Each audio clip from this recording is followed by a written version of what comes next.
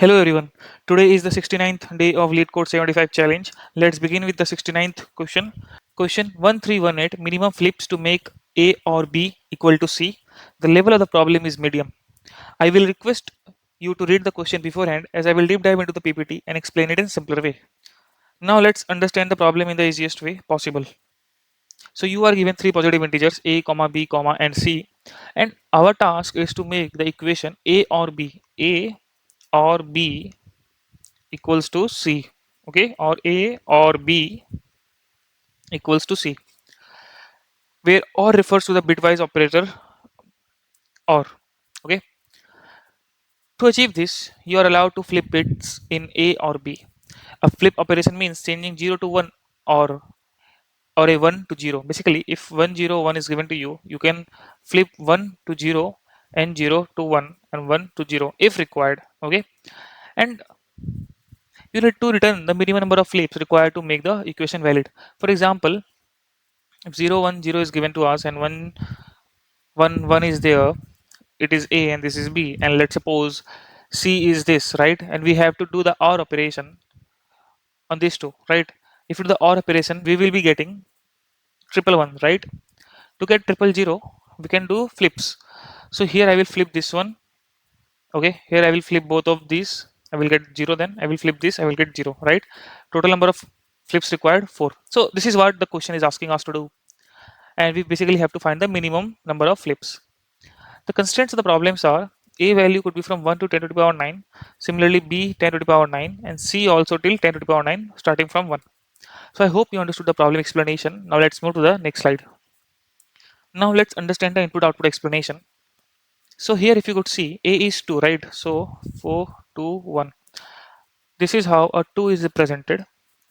This is how a 6 is represented. This is A and this is B. Okay, we have to make C, right? What is C? C is 5. So 1, 0, 1. Correct? So how many flips do we require here? Since we are doing OR operation, 1. If I suppose make this as 1, then 1 or 0 will give me 1, right? Since here it is 0, I need 0 here, right? If I do 1 or 1, it will give me 1 itself. So here I will be required 2 flips to make this as 0 and this as 0. Then when I will do OR of this 0 and 0, I will get 0. And in the third one, no flips are required because 1 plus 0 or 1 plus OR will give me 1, which is the required one, right? So total we required 3 flips here to convert it. Similarly, if you take this example, A is given as 4, B is given as 2, right? We have to make 7, which is C. Okay.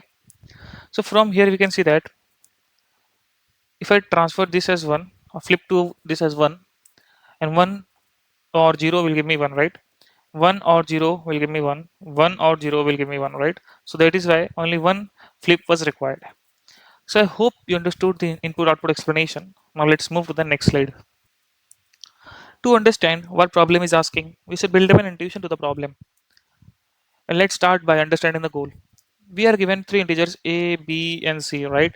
And we have to make an equation A or B which is equals to the given C, right? And this OR is the bitwise operator. To achieve this, we are allowed to flip bits in A or B, which is basically 0 to 1 we could do, and from 1 to 0 we could do, right?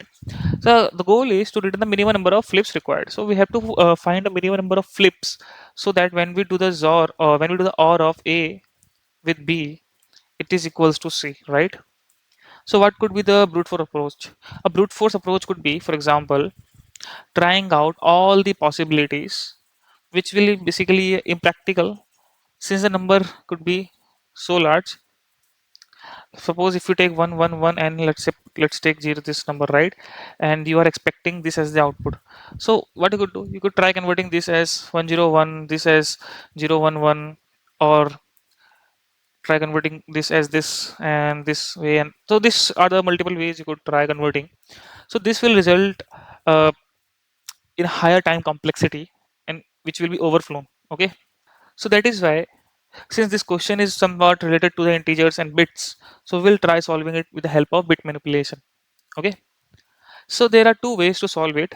The first way is more intuitive and more understandable and clear. So we will much more focus on that one, and later we will go to the second approach. Fine. So let's visualize the process, and before going ahead, let's understand the properties of OR. Okay, if I do 0 or 0, it will be 0 0 0 0 1 or or okay, 1 1. So 0 or 1 will give me 1. This will be vice versa. This will also give me 1, and this will also give me 1, right? This is the property of OR. Property of AND. Okay, 0 and 0, 0 and 1, 0 and 1 and 0, 1 and 1. So this will give me 0, this will give me 0, this will give me 0, and this will only give me 1. Fine. So these are the properties of OR and AND. So this was just a recall of these operations. I hope you understood this. Now let's try to figure out the solution. Let's try to take an example of A as 1, B as 2, C as 7. Okay, 4, 2, 1, and so A is represented as this, B is represented this way, and C is represented as this way. Let me write it somewhere else. Fine. 1, 1, and 1. Okay. Now we know that we are allowed to flip the bits. Okay. Since we are allowed to flip the bits, and this is an OR operation, so what basically comes to your mind? We know that if I do 1 OR with 0, I will get 1. If I do 0 OR with 1, I will get 1. If I do 0 OR with 0, I will get 0. So to get 1 here, what I can do? I can either convert this to 1, or I can either flip this to 1. Flipping any of either of the 0 will give me the result, right? Suppose if I flip this 0, so I will get 1 as the output. Okay, let's take another example. Let's take um, let's take 2 4 5. Let's take 2 4 and 5. Okay, so how 2 is represented this way, how is 4 represented this way, right? How is 5 represented this way, right? So to convert this to 1, because 0 or 0 will give me 0, right? So I have to convert any one of them, I have to flip them to 1. Suppose if I flip this to 1, I will get 1, and 1 OR with 0 will give me 1, right? So I have to flip this to 0, this 1 to 0. Then when I will do the OR of 0 or 0, I will get 0, and this is what is expected, correct? So what you observed here, please focus. So focus in here. This is A, this is B, this is C, right? If C has a 1, okay, then at least one of A or B must be 1, right? If suppose here you could see, right, both are 0. So if I do the OR of both the zeros, I will get 0. So to make it 1, and since it is an OR operation, if any of the 0 is 1, if either of them becomes 1, or at least between any of these two is 1, it will give me 1, right? This thing is clear, I hope. If both are 0, we must flip one bit, definitely. If C has a 0, then both A and B must be 0, correct? Suppose let's take this example itself. Here you could see that this is 0 in C, right? To achieve C in OR operation, all the bits, if there are multiple bits, here we have 2 bits, so all the 2 bits have to be 0 to get 0, right? Otherwise, if any one of the bit is 1, it will result in 1, the above 2 points, right? If C has a 0, then both A and B must be 0. That is why we have to flip both. If both are 1, then we have to flip both 1 to 0. If either one of them is the 1, then we have to flip that 1 to 0. Either A or B is 1, we must flip it. Okay. So let's take this example to understand. Here you could see that we have 3, Then we have 6. We have to convert this to 0, 1, 0, which is 2, right? Here it is 0. If I do 1 or with 0, I will get 1, right? Look what it is written here. If C has a 0, then both A and B must be 0. If either A or B is 1, we must flip it. So this is the case we are finding here, right? So we have to flip it. So if I flip it to 0 and I will do the OR operation, I will get 0. Okay. Now here we can see it is 1. If C has a 1, then at least one A or B must be 1, right? Here we could see that both of them are 1. So we will do the OR and we will get 1. Again, we are back in this condition. Here we could see the output is 0. But here we have 0 or 1 will give me 1, right? So again, we come to this last point and we will flip it. We will get 0. Okay. So I hope you understood that if C, this is basically completely an OR property, right? To achieve 0, both of them has to be 0. To achieve 1, either one of them has to be 1 or all of them has to be 1. So this is basically directly the implication of the OR property here and nothing else. This is only what we have to figure out, that we have already did. Now comes the part of counting the bit, right? How we will do that. Okay. So let's take this example again. Fine.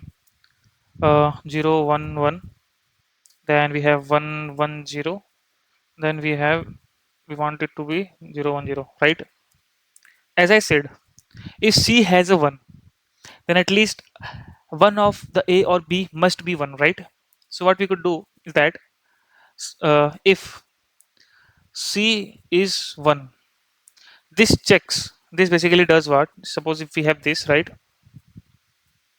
It performs the AND operation to the last bit. This will perform the AND operation to the last bit. Okay. Suppose if we have 1, 1, right, and we do the AND. If you remember, we already understood how AND property works. If both are 1, then only I will get 1. Otherwise, I will get 0, right? So if I do the AND of this, is suppose C is this one, and we're doing AND with it. I'm getting 1 here and 1, 0, right? I'm getting this. This means that I got 1. Okay. So if C has 1, okay, then I will check if A is equals to 0 and B is also equals to 0. Okay. If both are zeros, if both, suppose if both are having this way, like 0, 0, 0, and with 1, it will give me 0, 0, 0, right? This is A.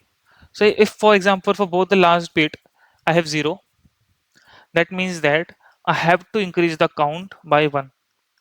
This comes to this property. First 2 points. If C has a 1, then at least one of the B or A must be 1, right? If both are 0, we must flip one bit.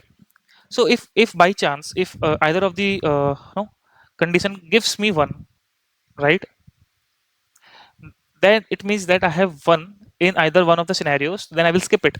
But if both are giving me zeros, then I have to flip at least one bit, right? That means that at least one count will be increased. So that is why I did this. Okay. After that, else case would be there, right? Else case would be what? If C has a 0, right? If C has a 0, and we know that if C is 0, then both the bits of A and B has to be 0, which means that if suppose 1, 1, 1 and 1 is there in A, this gives me 1, right? And suppose here is also 1, 1, 1 in B. Suppose this is 1, and I do the AND with 1, gives me 1, which means that both are having 1, right? So I have to increase two flips. So what I will write here simply, else if A and this, if this is equals to 1, okay, count will be increased. Also if B and 1 is 1, again the count will be increased. Okay. Why we are doing it separately?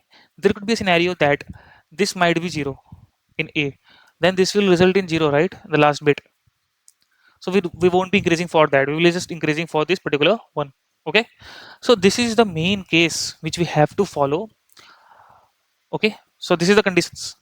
So I hope you understood this particular explanation and the visualization process. Now let's move to the next slide. Now let's see how we can simulate this. So we figure out that how we're gonna solve this scenario, but there could be one more question to you, that how we are checking each bit. So what we could do, this is basically called doing right shift. Right shift means whenever you do an operation in bit, okay, like if you remember, we did c and 1, so it was just taking the last bit and doing the calculation with this particular one, okay. So to after doing this, okay, in the first scenario we did this. Now for the next, how we gonna do it, we will be doing the right shift, which is basically done this way, by one, right shift by one, or you could write it as right shift by one, okay. So what this will do, this will shift the bits this way, okay, and the later one will be ignored. So if you can understand this in another example, like suppose if I have 1 0 0, okay, and this is 4 with me right now, okay.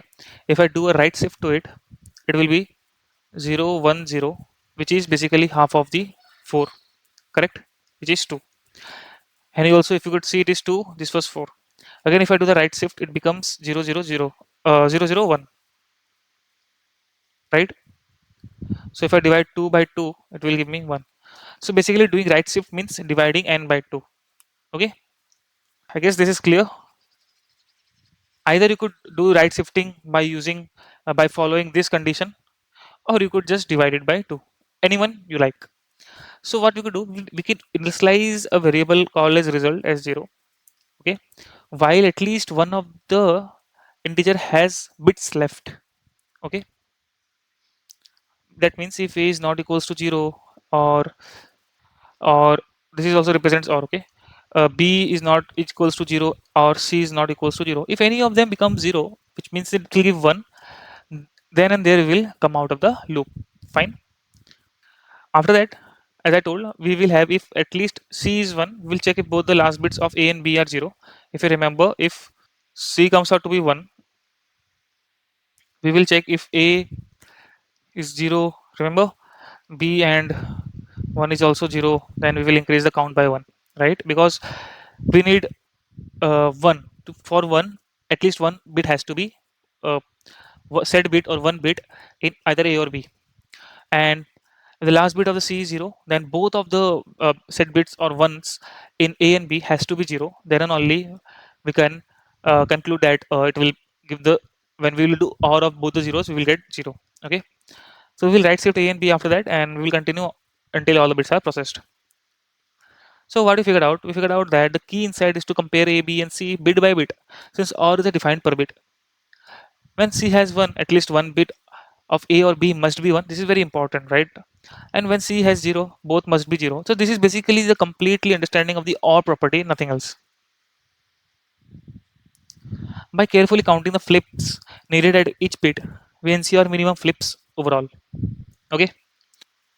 So I hope you understood the intuition. Now let's move to the next slide.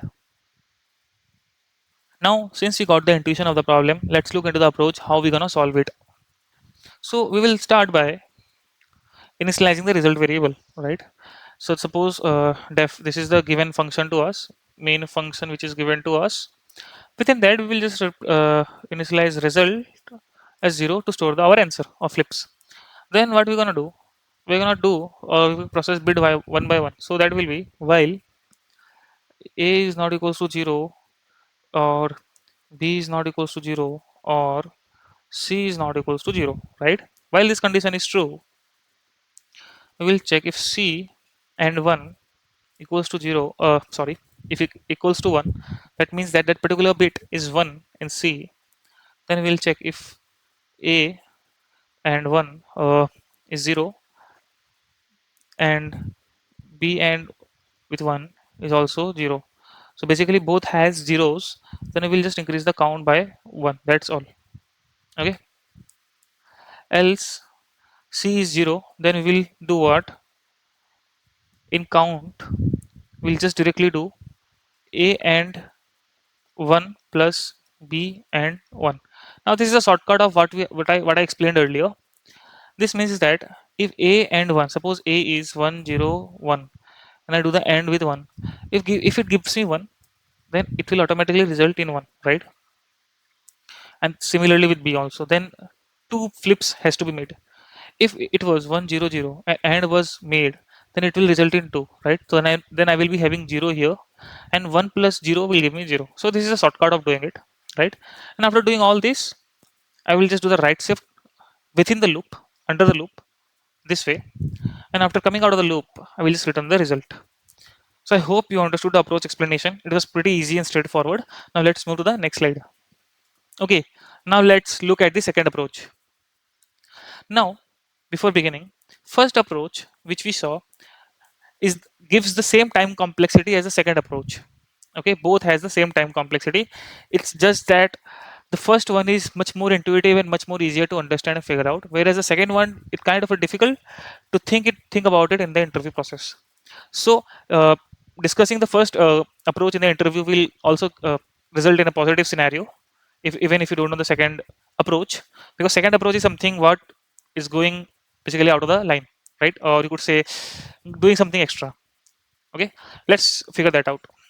So let's take this example: a equals to 2, b equals to 6, and c equals to 5. So what this happens here is that let's 4 2 1, right? So it will be 0 1 0 and 1 1 0, right? It has to be converted to 1 0 1. Okay, so in our first approach, what we were doing OR operations, right? And if there was something which was not getting mismatched, which was getting mismatched, so we were doing flips for that. Okay, now let's take another example. Let's take a equals to 2, b equals to uh, 4, and c equals to 5. Okay, so it will be like this: 0 1 0. Mhm. Great. So let's take this example first. If I have followed the the first approach, what I will be doing, I will come here and I will check. Okay, so both of them are 0, so either one has to be converted to 1. So the count will be 1, right? And I will do the OR operation. I will move ahead here. Since the c is 0, we know that to become 0, both of them has to be 0, right? So since here 1 is 1, so I will convert this to 0, and I will the count will be 2. Okay, now for the third one, or 1 or with 0 will give me 1, right? So the count is 2 itself, 2 only, right? What if this is the first approach? Now for the second approach, what if we know that it's 0 1 0, right? And then it's 1 0 0. We are doing our operation. Let's do the our operation. So it will give me 1 1 0, right? Now if 1 1 0, and if I do suppose let's take this OR operation with c. C is what? 1 0 1, right? So XOR with, if you know the properties of XOR, if it is similar, it will give 0. If XOR is with something else, it will give 1. Okay, this is a XOR property. So this is different, so it will give 1. This is different, it will give 1. This is similar, it will give 0, right? And if I count the number of set bits from here, it is 2, right? So that is what is our answer is 2. Great. So we got 2, which is matching with the first approach. So it works, right?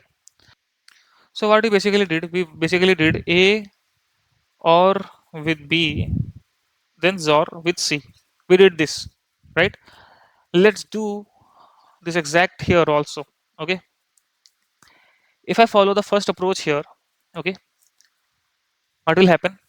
0 0, right? Since both are 0 and the required is 1, so at least one has to be 1, right? So at least I have to flip 1 here. So 1 flipped 1, count becomes 1, correct? Again here it is 0, right? So to get 0, both of them has to be 0, right? Here according to the first approach. So I will convert both of them to 0, and it will give me 0. So it will become two approaches, two flips plus one flip from before, so three flips. Now at the end, 1 or with 0 will give me 1. So it is what it is. Okay, so 3. Now let's do the second approach which we figure out here. Very simple, right? So it is 0 1 0 1 1 0, and I will do the OR of it. So it will give me 0 1 and 1, right? Then what I will do? I will do XOR with C. C is what? 1 0 1. Dissimilar bits gives me 1. Dissimilar bits gives me 1. Similar bits gives me 0, right? Total number of set bits or ones are 2 here. But it's not matching with the one with I got from the first approach. But it is clearly can be seen that there at least 3 minimum flips are required to convert it to C. So here this particular approach, this particular equation won't work. So what we can do? Okay, let's figure out. So till now we figure out this one, right? Okay, here from here what we observed that here two flips were required, right? So wherever two flips where has to be required, or wherever we have to convert it to 0, right? Wherever the C was 0, there only it was giving me the issue. So suppose if I do the AND operation of both of them, what it will result in? It will result in 0 1 0. Okay, so this is basically saying to me that AND operation basically cuts the value. Please keep that in mind. This will give me that from two bits, meaning from A and B we have 1 and 1, right? So that is why I'm getting 1 here. That is what it is saying, right? Because for this I'm getting 0. That means that there was only 1 1 in both in both when we compare A and B, right? Or either it was 0 comma 0, right? Only if there was 1 comma 1 I am getting 1 here. So this is what this AND operation is saying, that there is a case in between there in which both A and B are having 1 1. Okay, great. Now this is what A and B, right? So A and B give me this. Okay, and A or B with C, I hope it, I remember it giving me, let me do it here. It was 1 1 0. Then XOR with C, it was giving me 1 1 0, right? Okay, so what I will do, I will come here, I will count the number of bits here, I will count the number of bits from this, right? It gives me 1 bit, it gives me 2 bits. I will plus them, I will get 3, right? So this matches the number of flips which we got earlier from the first approach, which is correct. Okay, so this is basically, this AND operation is basically depicting that this is the number of extra ones which we are going to miss when we are doing OR operation and doing XOR with C. Okay, because when we are doing XOR with C, it is saying that give me all the scenarios where we have to flip the bits, right? In this scenario it is required to flip the bits, right? Because A or B is not matching with C, correct? Here if you could see, A or with B is not matching with C, since C is 1 and this is 0, right? That means that flip is required. That is what is happening here. A or B gives me 0, C had 1, and they are not matching, right? That is why one flip is required. Okay, here also it gave me 1, but it missed the count, one flip count. So that is handled by the AND operation, because wherever there are two ones together, AND operation will have this as 1. And when uh, I will do, when I will count the set bits from this A and B and add it to the final this equation, I will get a total number of flips, right? So I hope you're getting something here. It's a bit, if you want, you could see the video again. The second approach is not so intuitive and not so easy to figure out, but yeah, this is also one of the equation. And in Python, to count the number of set bits, there is a inbuilt function called bit count. So basically our answer would be bit count of A and B. Okay, so let me write down the equation for you completely first, then I will go with the, so our final equation would be A or B XOR with C, right? This will be added with A and B, which we did.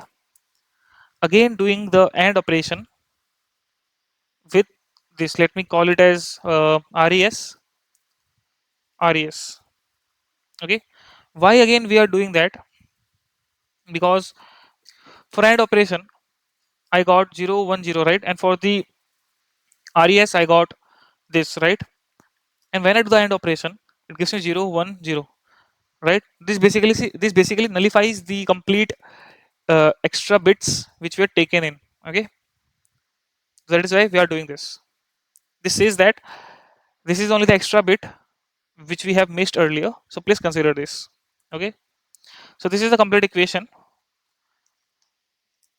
So I hope you understood the second approach. It was not easy to intuitively think about it and go with it. So going with the first approach is much more acceptable rather than going with the second approach. But knowing second approach is much more beneficial for you. So I hope you understood the second approach. Now let's move to the next slide. Now the code is the exact copy of the approach we discussed. This is the code for the first approach. Okay. If you could see, the result is 0 here. While A is not equals to 0, neither B, neither C. If C is 1, right? And then both A and B are 0, count will be increased. Otherwise, if C is 0, then if both are, suppose this gives me 0, it could be 0, 1, 1, 1, or 1, 0, right? I hope you understood this particular scene. Then we will right shift them by 1 and we'll return the result at the end. Now here the time complexity is O of 1. Why?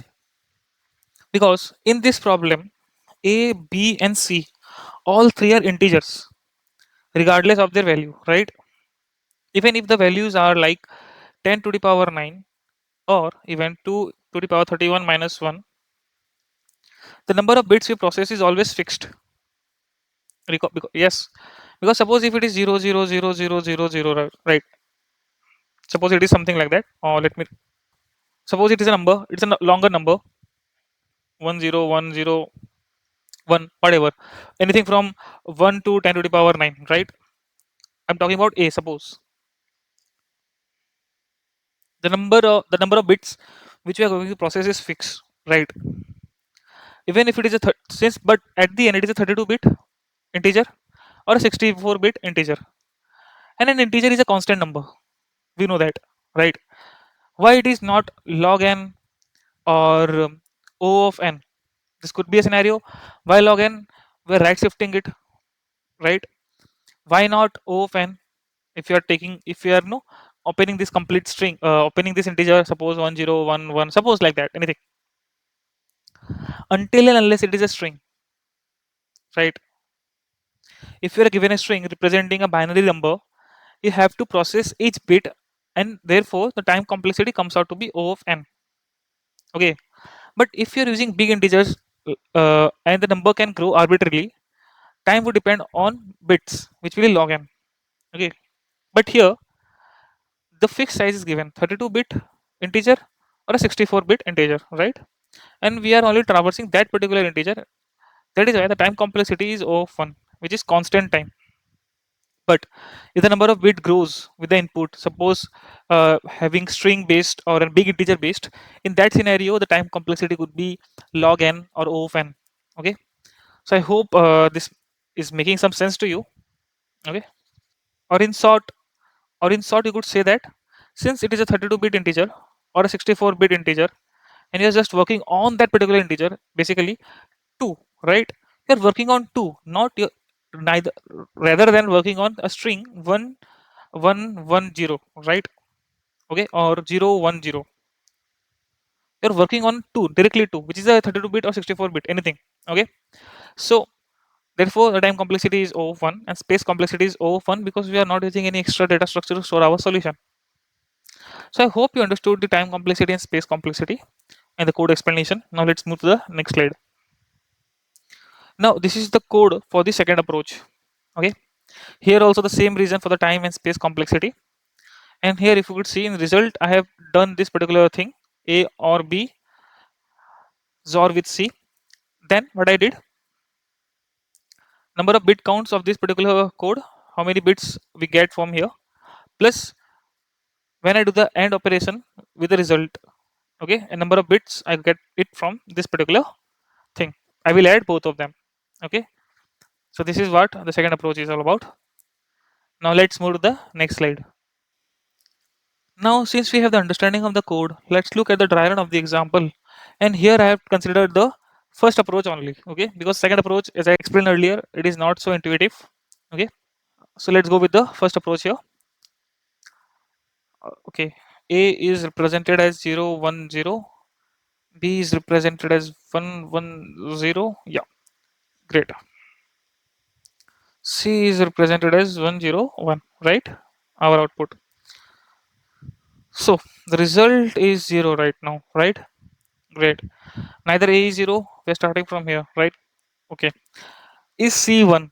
Yeah, it is 1. Because what we did, we just compared it with this way and we got 1 as the output. So if it is 1, then we'll check if A is 1 or not, that particular bit. Since A is 0, 1, 0 and doing AND with 1 will give me 0. So no, it is 0. B is also the similar scenario. So it is 0, right? That means that you have to flip one of them, right? That is why the result increases to 1. Great. Then we will do the right shift. When we do the right shift, this particular thing is moved, okay, and we are at here. So here we can see that C is 0, right, which means the else case. Now what we did here, A and 1, okay, since A is this and when we do the 1, I'm getting 1, right? So 1 again, B is also 1 here, right? 1. So 1 plus 1 is 2, so this will become 2, but 2 plus 1 will give me 3, right? Total count will become 3 now. I hope you understood this part, right? Okay, again the right shift will happen.